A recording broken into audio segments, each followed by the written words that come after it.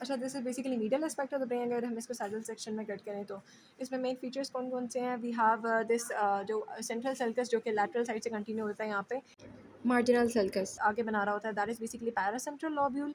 इससे पीछे हम जाएँ तो हमारे पास प्रीक्यूनियस आ जाता है, पेराइटो ऑक्सीपिटल सल्कस आ जाएगा, यहाँ पे कैल्कराइन सल्कस है और इन दोनों के बीच में हमारे पास क्यूनियस लाई कर रहा होता है, ठीक है। आगे जो होता है मीडियल फ्रंटल गायरस होता है पैरासेंट्रल लोब्यूल के आगे, और उससे नीचे हमारे पास ये जो है ये गायरस, ये सिंगुलेट गायरस होता है। उससे नीचे we have corpus callosum and this is septum pellucidum, that is fornix. ये टीला कोराइडिया है, ठीक है, of the third ventricle, and that is basically the thalamus with inter thalamic adhesions. ये हाइपोथैलेमिक सल्कस होगा और ये हमारे पास हाइपोथैलेमस है, ठीक है। और ये हमारे पास जो है that is optic chiasma, that is gonna be the lamina terminalis and this is anterior commissure. और ये हमारे पास है pineal pituitary gland, sorry pituitary gland है, और ये इन्फेंडिबुलम है। और ये हमारे पास नीचे मेमिलरी बॉडी है जो कि फॉर्निक्स से कंटिन्यू डाउन कैरी होती है। दिस इज़ बेसिकली स्ट्राया मेडुलैरिस थैलेमाई, ठीक है। यहाँ पे पाइनियल ग्लैंड आ जाएगा, एबिनुलर कमिशर भी यहीं पे होता है, और ये पोस्टीरियर कमिशर है, that is superior colliculus, inferior collicus, that is the cerebral aqueduct or aqueductus sylvius, and that is basically the fourth ventricle, जिसकी superior boundary जो होती है रूफ की जो दो बाउंड्रीज होती हैं, superior medullary velum, inferior medullary velum, और इसका जो फ्लोर है वो हमारे पास जो पॉन्स का posterior surface होती है रोम्बॉइड फोसा बेसिकली वो बना रहा होता है। और ये जो है दैट इज़ बेसिकली सीरिबेलम, और ये आर्बर वाइटी होते हैं, ठीक है।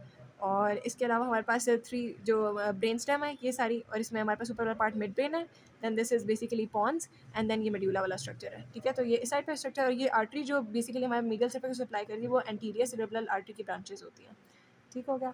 अच्छा, अगर हम इस व्यू से देखें तो बेसिकली नर्व्स, अच्छा अगर हम इस सरफेस से नर्व्स को आइडेंटिफाई करें तो this is basically opposite side पे भी सेम होता है, इसका हमें हाफ सेक्शन अवेलेबल है। तो that is basically olfactory bulb, that is olfactory nerve. ये ऑप्टिक क्याज़म बन रहा है, ऑप्टिक नर्व यहाँ से आ रही होती है, ठीक है।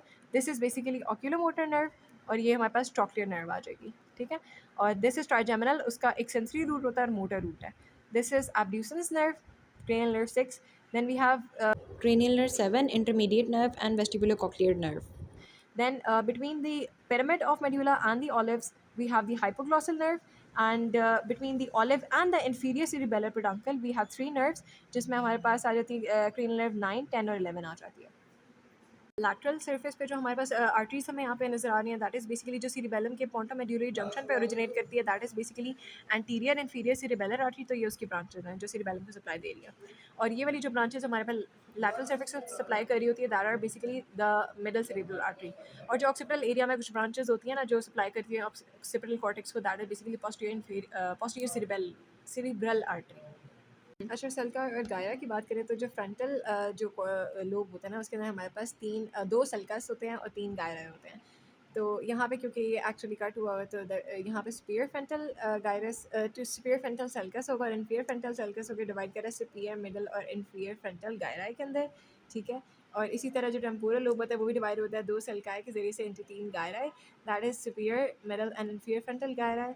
और सुपीरियरली हमारे पास this is basically central sulcus, इससे anteriorly pre central gyrus lie करता है, posteriorly post central gyrus lie कर रहा था। यहाँ पे pre central sulcus and post central sulcus lie कर रहा है। एंड इसके अलावा हमारे पास लीगल साइड पे हमने देखा था कि दिस इज़ बेसिकली कैल्कराइन सल्कस होता है, और ये पेराइटो ऑक्सीपिटल होता है जो कि ये हमारे पास जो ऑक्सीपिटल कॉर्टेक्स है उसको उसमें इसमें लाई कर रहा होता है इसे।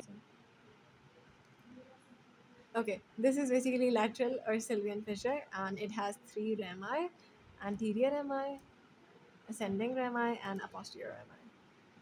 अच्छा, ये हमने इंटरनली ब्रेन स्टेम को अगर रिमूव किया उसमें से ब्रेन में से, तो दैट इज़ बेसिकली यहाँ पे इंपॉर्टेंट फीचर मिडल सेरिब्रल पोडंकल, क्योंकि ये पॉन्स है ना तो इसके साइड पे मिडल सेरिब्रल पोडंकल कंटिन्यू कर रहा होता है। और इसके अंदर एक और चीज़ है that is basically chordate nucleus होता है, ठीक है। और ये सिंगल कॉर्डेट नहीं है, इसके साथ हमारे पास अंदर की तरफ जाएँ तो जो कॉर्डेट के बाद लोग थैलेमस, इंटरनल कैप्सूल, स्ट्राइटम, वो सारी चीज़ें आ जाती हैं। और ये वाली जो वेन है ना that is very important, thalamostriate vein इसको कह रहे होते हैं।